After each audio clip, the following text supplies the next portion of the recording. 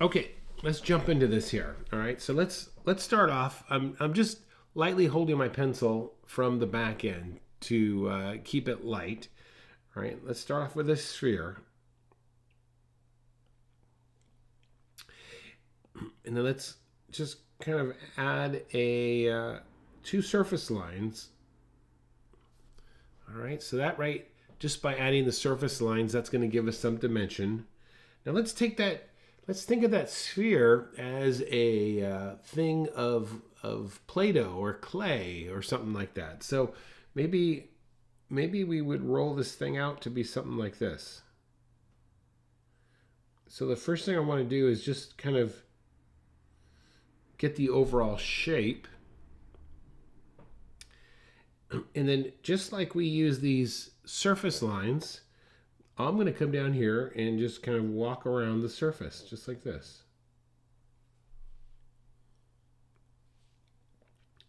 Then maybe this one's going to be like this. And this one's going to be like this. And then this one's going to be like this. All right.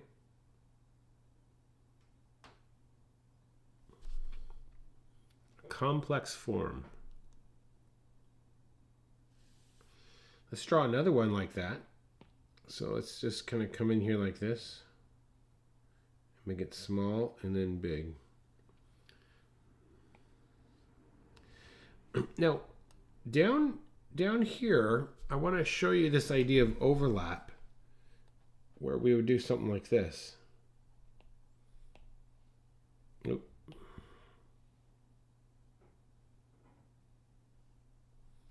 This is very common, that using that little aspect, that letter T.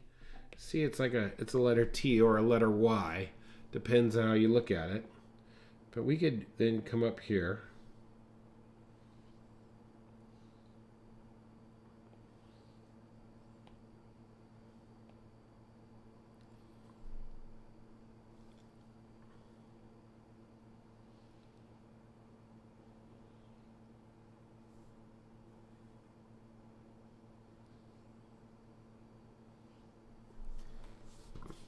All right, so we're applying a surface lines to this and creating volume and mass.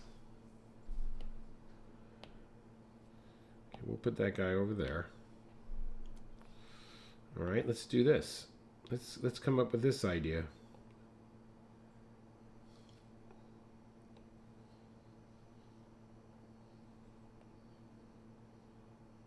Okay, so there's overlap. This object's closest to us, B and C, all right? All right, let's draw that, but draw that with mass and volume. So we're gonna do something like this.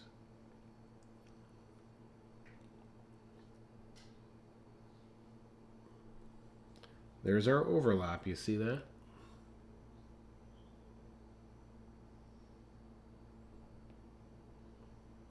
You want to really be careful when you do these overlaps. See how I have that like leaning over, that little crossing over? You don't want to do that. You want to make sure you stop your line right there, okay?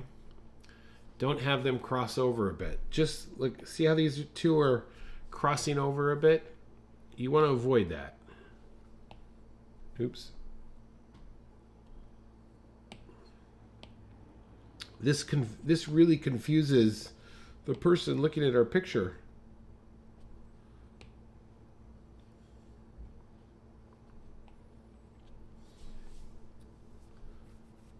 Okay, let's go ahead and add some surface lines to this.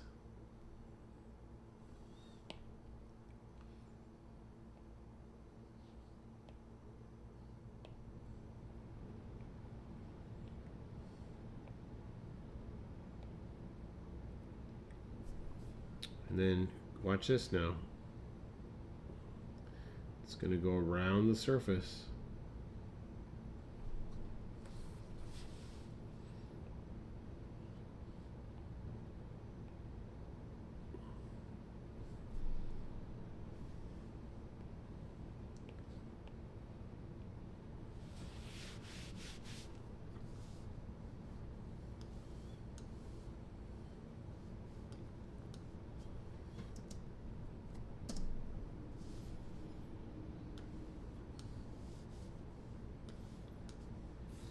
Okay. Let's do this here on this same page here. Let's draw a cylinder.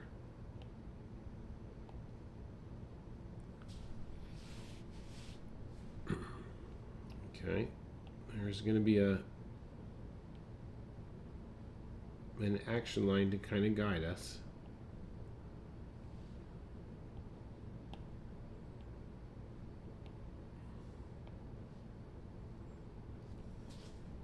So now there's our cylinder twisted, huh?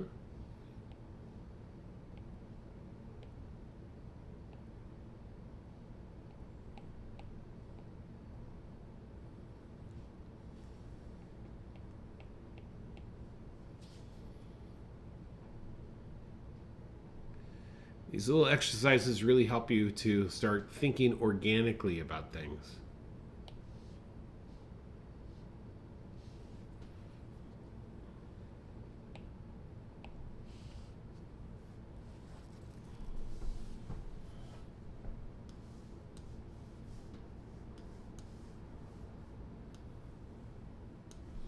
Okay, let's try something else now. And then we'll draw we'll apply this to our deer, okay? So let's do this.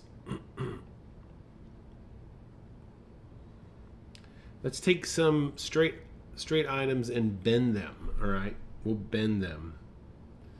So this is kind of my gesture or my guide.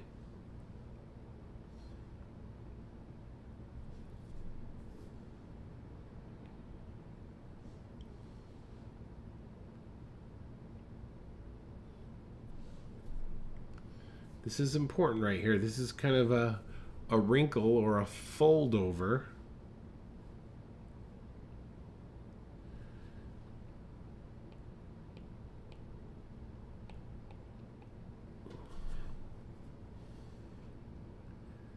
Similar to what we were doing on Thursday with pants.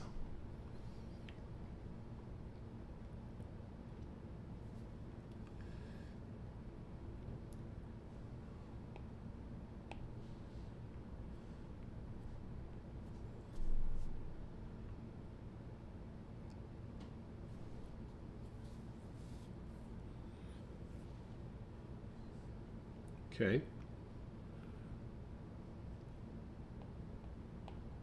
Let's do that again, but we'll do that with a square form.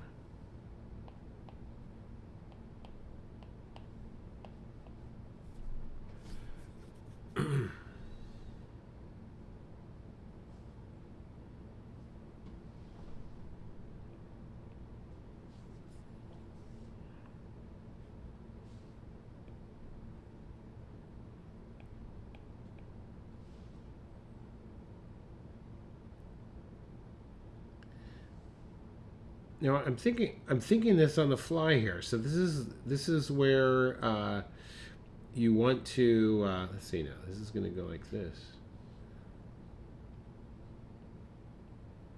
because I'm not going to see it at that back end there. There it is. Let me erase this.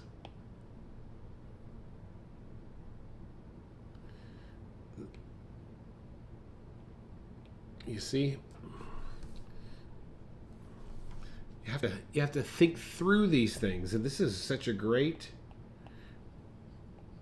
exercise for you to do with your mind.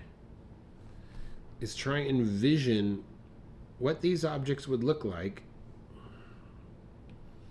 and then how to construct them. So let's do that again. Let me draw that one again because that even caught me off guard. Let's think of maybe a different way of doing this. So, all right, let's start off with this direction here.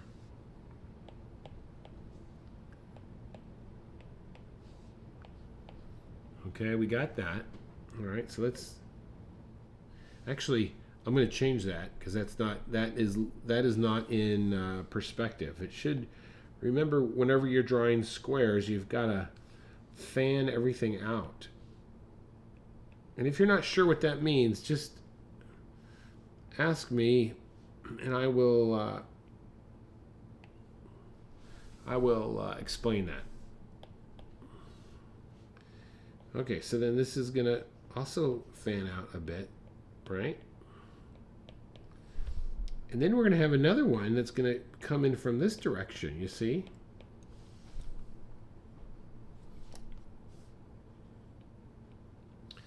But the thing is, down here, we're going to see the bottom of it because this is, because our eye view is coming in from this direction.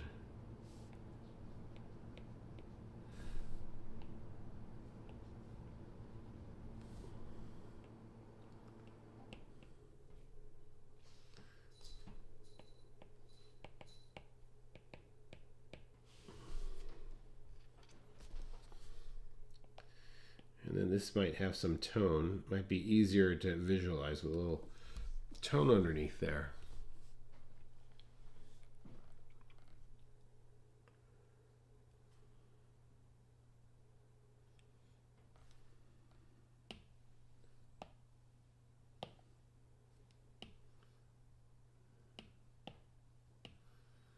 Okay, let's look at one more thing, and I want to take a look at the twist, all right? The twist. All right, so let's start with this here first. Then you're going to get an S curve.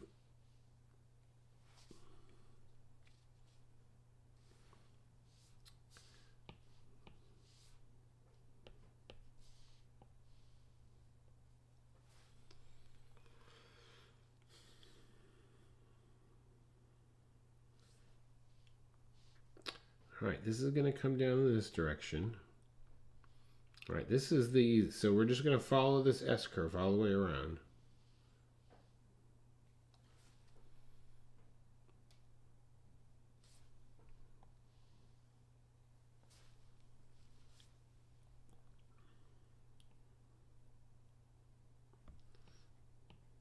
Okay.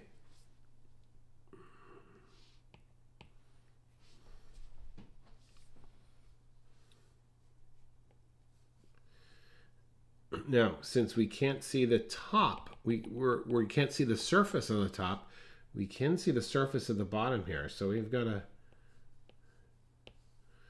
draw it like that, you see?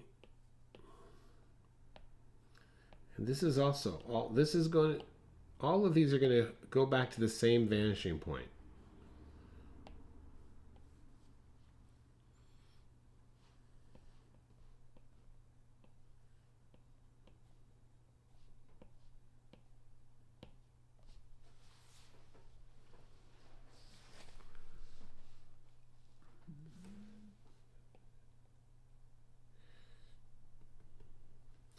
This is a really good exercise to practice over and over again with all sorts of different objects.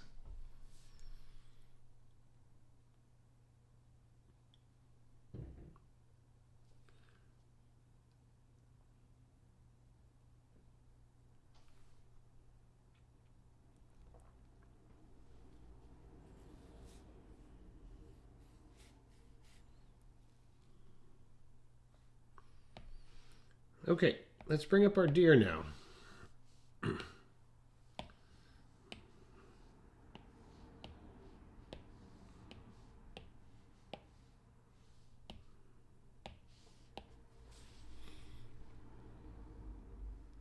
All right, let's first put this body in. So right now, I'm just going to get a slight S curve.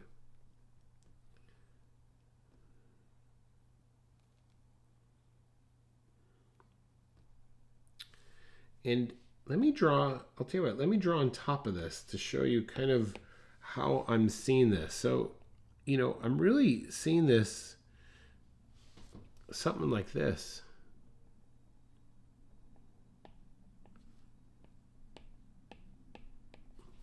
All right? In its most simple of forms.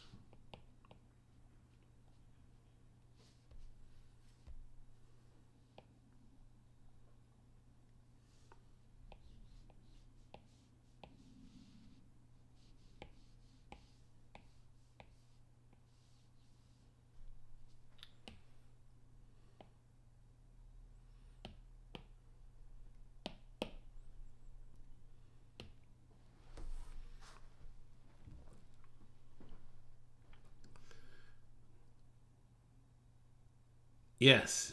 That's a good point, John. This might be your default. Absolutely. When you don't have little time or no definite subject to draw, just to try and take forms and just draw them over and over again. Absolutely. All right, so let's go ahead and draw the neck of this deer. And I'm going to use, while we're doing this, I'm going to use a vertical line to get my proportion down. And look, there is the top of his neck. If I do a horizontal line, it lines up with the back end of his body there. Okay, so that's a good line to judge proportion. Okay, so this is like this neck here is like a tube. So it's gonna start right there, right? And then the top of it is gonna be right there. Now let's connect.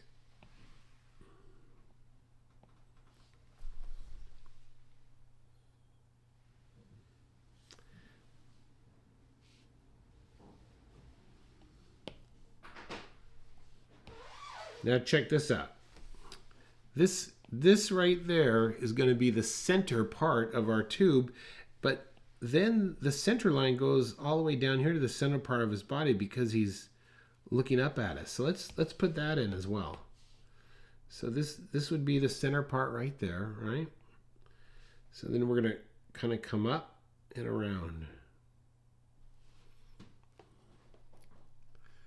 That gives us a bit of a twist.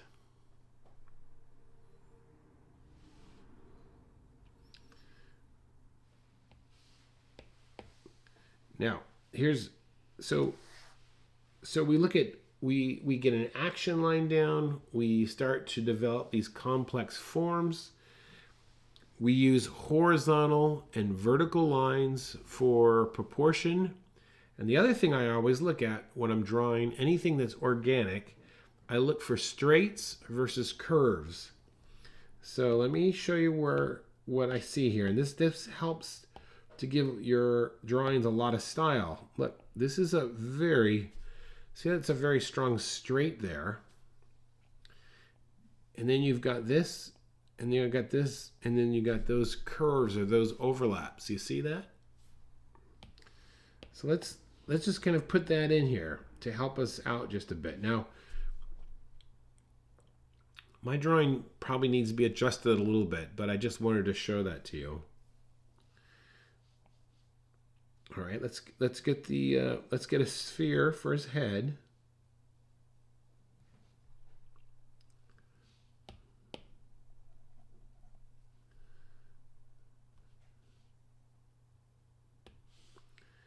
All right, let's look at his eyes. Now his eyes are coming across the top like this. You see that?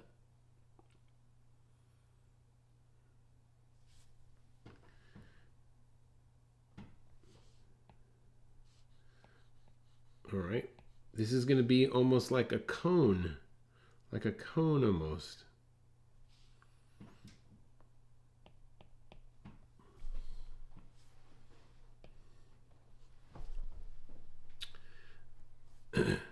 Now, if I was going to draw this deer, all of these lines that I'm putting in right now, these would be super light as possible. This would be considered like my construction or my underdrawing. So what your drawing might look like would be like, it would be like at this level right there of lightness.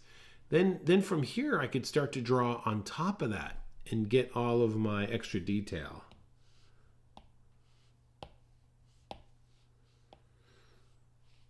Okay, so we have an ear coming back here. An ear right there, right?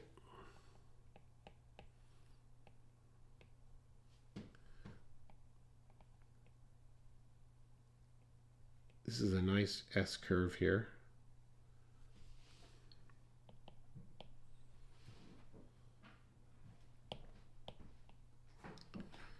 Okay.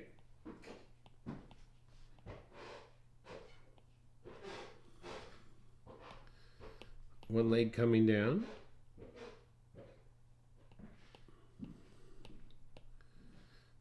All right, let's get this hind leg in back here. And remember, if you were here a couple weeks ago, let me point out the this would be considered an animal who's when drawing in layers, would you change pencils? No, I would great question. You got to just learn with just pencil pressure. Just really be very light on your page. That's what I would do. You know, when you are like, I would use like a 2B pencil, and I would just barely hold my pencil and just get used to drawing lightly. And then when it came time, I could really punch it in with a nice solid dark line. Changing pencils to me back and forth would just change the flow. Okay, so I don't recommend that. This would be the kneecap. This would be the heel. And in a sense, this is the foot. You see that? That's the foot. And then you have where they're going to have their paws, that would be their toe. So that's the way you want to think of when you draw these hind legs.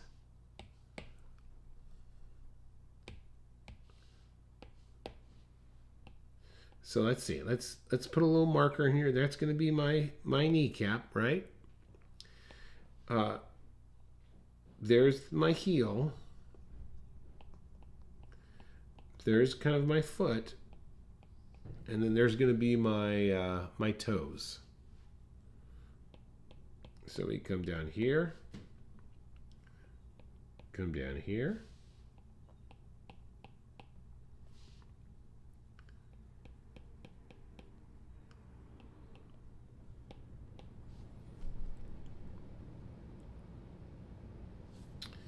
All right, the other one, just look at it. He is posing so nicely for us that we could just repeat those same lines for both of those hind legs.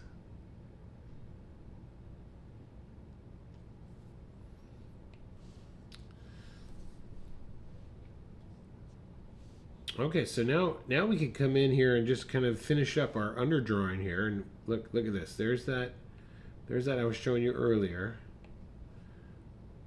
There's the back end there, and a lot of times these animals will have a box for their hind area there.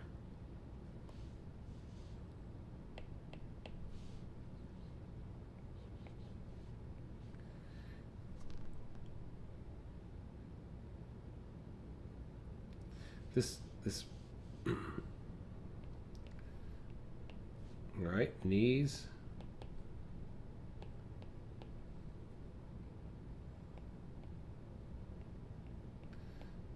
You could check the you really could check the you could check the negative space in here also. Like the negative space in here will help your proportion. The negative space in here, make sure these negative shapes match what you've got going in your drawing. Negative shape there. And negative shape here. If you nail down these negative shapes, this will also help getting your proportion in right. All right, and look at this. There's a vertical line, a horizontal line lining up all the feet, and I can see that my feet aren't quite lining up, but you get the idea. All right, well, there you go. That was maybe a lot to take in for a Saturday morning to wake you up and get you rolling, but yeah, so this would be the underdrawing. All right, thanks for watching, and thanks for being with me on Saturday morning, everyone. My name's Kurt. I'm a dad who draws. Catherine and John, thanks for tuning in and chiming in with a little bit of chat action. We will see you guys later. Have a great day, everyone. Bye-bye.